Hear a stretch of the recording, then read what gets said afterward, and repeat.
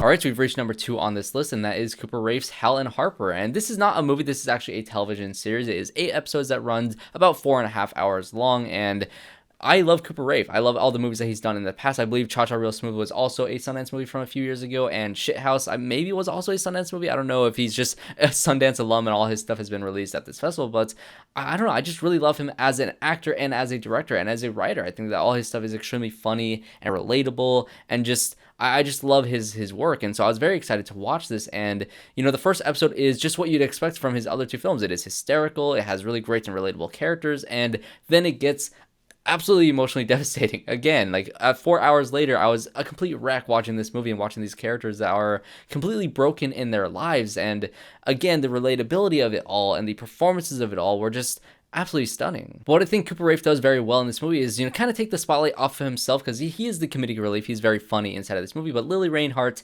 is the star of this show. I didn't really see her in anything else before this. I've heard her name from stuff like Riverdale in the past, but seeing her in this show is like, wow, this is an actress to look out for. She is stunning in this show. She is so great in this performance, and again, an absolutely broken character that you're watching throughout this series, struggle making all these either poor decisions, or you don't know why she's making these decisions, and you're kind of rooting for her, but you're also kind of rooting against her sometimes, because she keeps on making these choices that are frustrating to you as an audience member, but it's always understandable because you know what she's been through, and you're seeing how it's being revealed through this non-linear storytelling way.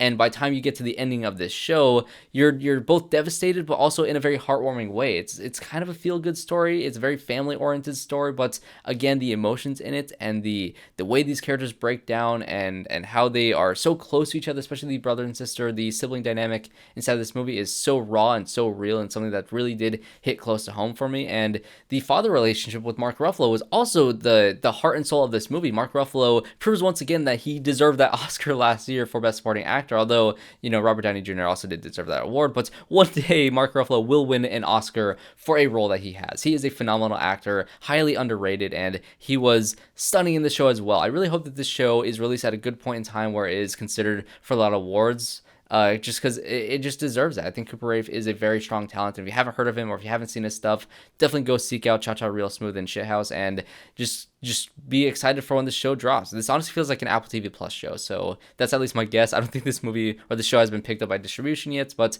I cannot wait to watch it again.